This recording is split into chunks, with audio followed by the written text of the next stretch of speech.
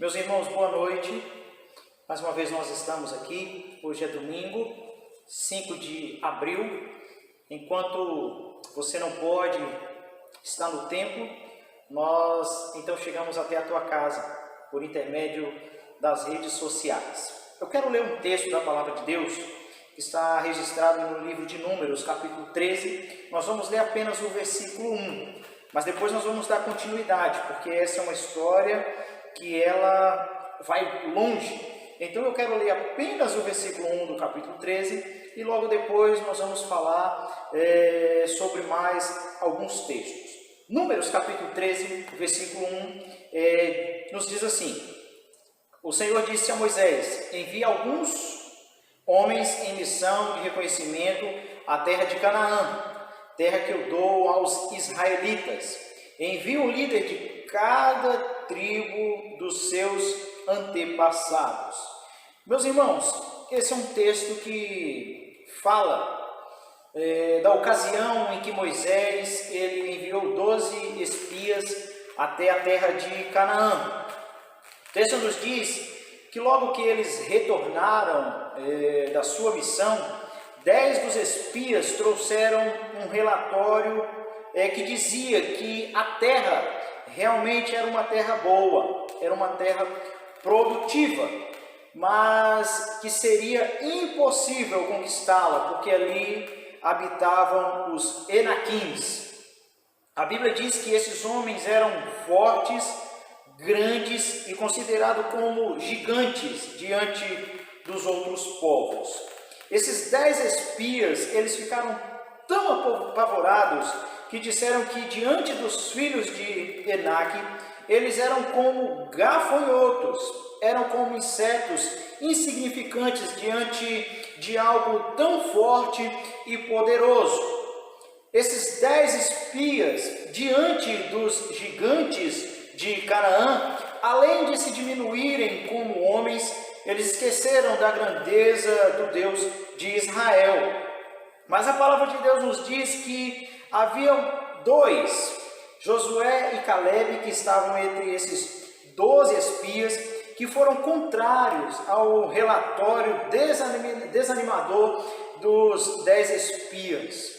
Eles disseram então ao povo, depois do relatório negativo, depois que o povo começava então a se sentir desanimado, Josué e Caleb então se dirigem ao povo. Agora nós vamos para o capítulo 14, versículo 8 e 9, e eles dizem assim: se o Senhor se agradar de nós, Ele nos levará em segurança até aquela terra.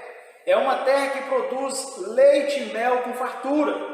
Não se rebelem contra o Senhor e não tenham medo dos povos da terra. Diante de nós eles estão indefesos. Não tem quem os proteja, mas o Senhor está conosco. Não tenham medo deles.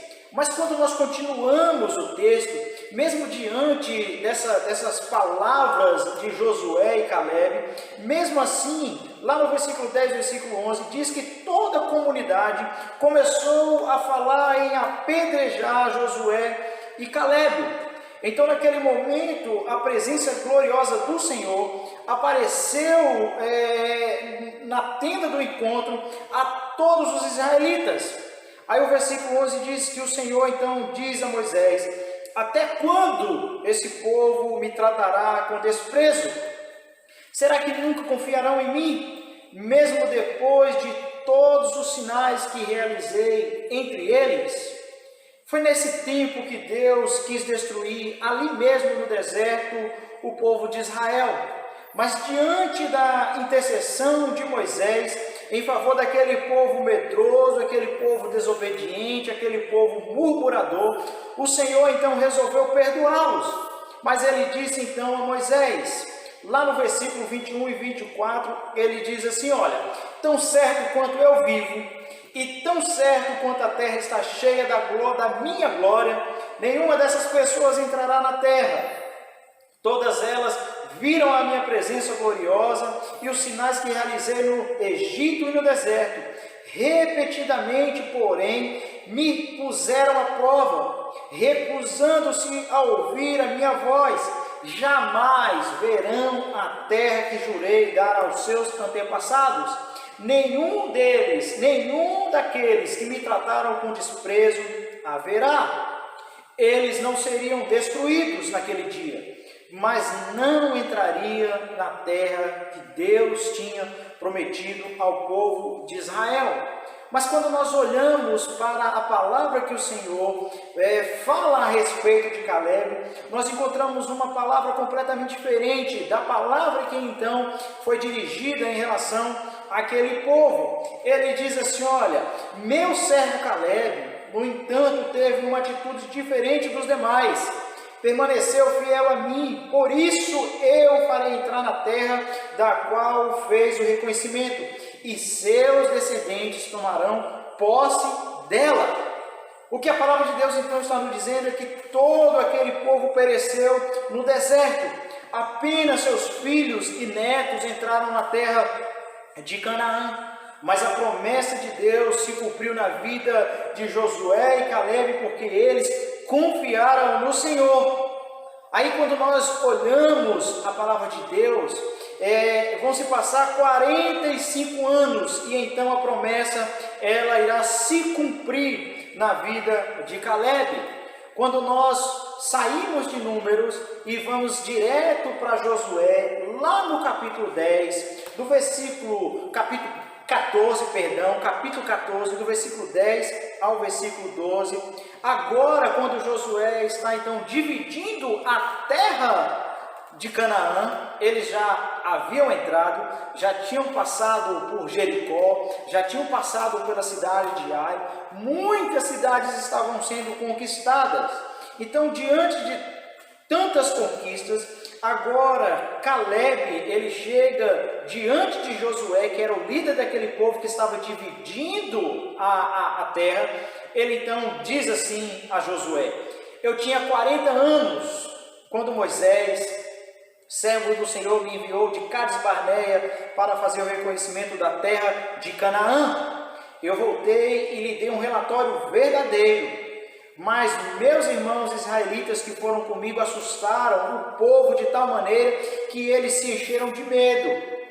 De minha parte, segui o Senhor meu Deus de todo o coração. Por isso, naquele dia, Moisés me prometeu solenemente: a terra de Canaã, na qual você caminhou, será a herança permanente para você e seus descendentes. Pois você seguiu o Senhor, meu Deus, de todo o seu coração. Caleb, ele continua falando a Josué: agora, como você vê, em todos estes 45 anos, desde que Moisés disse essas palavras, o Senhor me preservou como havia prometido, mesmo quando Israel vagava pelo deserto. Hoje estou com 85 anos, continuo forte como no dia que Moisés me enviou, e ainda posso viajar e lutar tão bem quanto naquela época. Portanto, dê-me a região montanhosa que o Senhor me prometeu.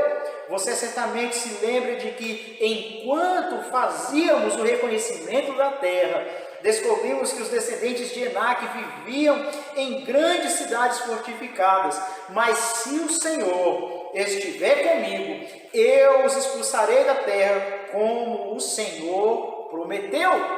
Era essa a esperança de Caleb. Era essa a esperança que Caleb tinha nas palavras que Deus tinha dito ainda no deserto. Aí quando nós agora pulamos lá para o capítulo 15, versículo 13 ao versículo 14, agora Caleb já está lutando, mesmo com 85 anos, ele diz que ele tem a mesma força quando ele tinha aquele tempo em que eles tinham visitado aquela terra. E aí diz assim, capítulo 15, versículo 13 ao versículo 14: por ordem do Senhor, Josué designou uma porção no meio do território de Judá para Caleb, filho de Jefoné. Caleb recebeu a cidade de Kiriat Arba, isto é, Hebron, assim chamada por causa de Arba, um antepassado de Enaque. Lembra? Aquele homem grande, considerado gigante. Caleb expulsou dali os 3 filhos de Anak, Sessai, Aimã e Talmai, gerados de Anak. Olha o que a palavra de Deus está nos dizendo, que o mesmo povo que causava terror, agora estava sendo destruído, agora estava sendo expulso das suas terras, porque aquela era uma terra que Deus tinha prometido para os filhos de Israel. As promessas do Senhor, meu querido, elas sempre se cumprirão na vida dos seus filhos. As promessas do Senhor, elas nunca serão esquecidas. Agora, quando nós olhamos para o momento em que nós estamos vivendo, eu quero contextualizar um pouco esse episódio acontecido na vida de Caleb, Josué e na vida de todo aquele povo. Porque quando nós olhamos para o momento que nós estamos vivendo, nós podemos dizer que estamos diante de um suposto gigante chamado Covid-19. E a pergunta que faço a você é: como você tem se comportado diante desse suposto gigante? Quando nós olhamos para aquilo que tem acontecido à nossa volta, nós podemos encontrar alguns que estão angustiados, outros estão amedrontados. Quando nós lemos alguns jornais, nós podemos ver que alguns psiquiatras já têm classificado essa doença como a doença do medo, a doença do pânico. O medo, ele é capaz de fazer então estragos irreversíveis na vida daqueles que foram sufocados por ele. Quando o medo, o pânico toma conta da vida de uma pessoa, coisas terríveis podem acontecer. 2 casos me chamou muita atenção. Um na Itália e outro no Brasil. Na Itália, um enfermeiro de 28 anos, ele matou a namorada, que era médica, uma moça de 27 anos, simplesmente porque suspeitou que ela tinha o contaminado com o coronavírus. Aqui no nosso Brasil, na zona leste de São Paulo, ainda essa semana, um idoso de 71 anos assassinou a facadas a própria esposa de 68 anos. Segundo a família, o homem não deixava a esposa sair de casa com medo de ser então contaminado, mas ela tentou sair e foi esfaqueada depois que ele, tomado por um surto psicótico ou alguma coisa desse tipo, ele matou a sua própria esposa. Esse é o cenário que estamos vivendo. E é esse que tem sido mostrado todos os dias e com muita ênfase nos nossos telejornais.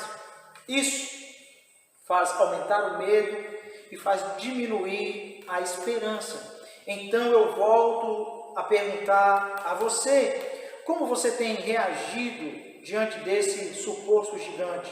Ou dos outros gigantes que ele tem feito levantar contra você?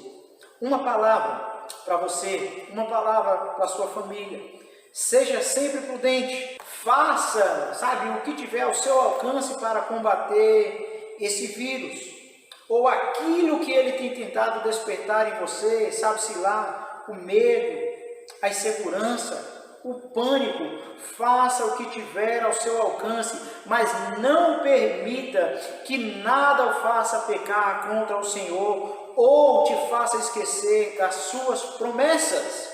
E uma das promessas que você jamais deve se esquecer é a promessa que ele um dia nos fez quando ele estava para se despedir dos seus discípulos, quando ele disse que ele estará conosco todos os dias até a consumação do século. Ele está conosco todos os dias. Essa é a sua promessa. Mas vale lembrar que o fato dele estar conosco todos os dias, isso não nos isentam de ter que enfrentar lutas e tribulações, mas só de ter a certeza de que ele está conosco em todos os momentos das nossas vidas, já nos faz muito mais fortes para enfrentar e derrotar os gigantes que nesse tempo têm se levantado contra nós. Quando nós voltamos para o Antigo Testamento, para o episódio acontecido com Josué e Caleb, os 10 espias fixaram os olhos nos gigantes de Hebrom e pereceram ali mesmo, no deserto, com as suas famílias. Josué e Caleb fixaram os olhos nas promessas do Senhor e venceram. Josué, já avançado em idade, ele reúne o povo e então diz: de todas as boas promessas do Senhor, a nação de Israel, nenhuma delas falhou, todas se cumpriu. Nenhuma das promessas do Senhor jamais deixou de se cumprir. Então eu quero encerrar dizendo o seguinte a você: seja sempre prudente, faça o que tiver ao seu alcance para combater esse vírus, ou aquilo que ele tem tentado despertar em você. Como eu já disse, talvez o medo, a insegurança, o pânico e outras coisas que talvez você está vivendo nesse momento. Faça o que tiver ao seu alcance, mas não permita que nada o faça pecar contra o Senhor ou esquecer das suas promessas. Ele está conosco todos os dias. A sua presença nos faz mais fortes para enfrentar e derrotar os gigantes que nesse tempo têm se levantado contra nós. Então, mais do que olhar para aquilo que a mídia tem apresentado, que muitas vezes causa tanto temor no nosso coração, fixe os seus olhos na palavra do Senhor, fixe os seus olhos nas promessas do Senhor, porque por mais que venham lutas, por mais que essa doença ela possa avançar, nós cremos num Deus que tem estado conosco todos os dias, nos guardando, nos protegendo, e mesmo que ela alcance alguns de nós, como tem acontecido com alguns dos nossos missionários, assim como aconteceu com o pastor Sócrates, que infelizmente está internado porque deu positivo o seu exame desta doença. Nós cremos que com Deus ao nosso lado, crendo nas suas promessas, nós teremos mais forças para vencer e para continuar caminhando e glorificando ao nosso Deus, crendo que Ele é capaz de nos levar sempre mais adiante daquilo que nós muitas vezes podemos ver. Então, assim, que Deus abençoe a sua vida, Deus abençoe a sua casa, e como disse o ministro Mandetta, desliga um pouco a televisão, pare de ver tantas notícias que ao invés de trazer-te esperança, só traz angústia ao seu coração. Fixe um pouco mais os seus olhos na palavra do Senhor, porque somente quando você está fixado os seus olhos na palavra do Senhor, é possível vencer a angústia, é possível vencer o medo, é possível vencer tantas outras coisas mais. Que Deus possa abençoar a sua casa, que Deus possa abençoar a sua família e que você possa ter uma semana abençoada na presença do Senhor. Que Deus abençoe a sua casa, no nome de Jesus. Amém.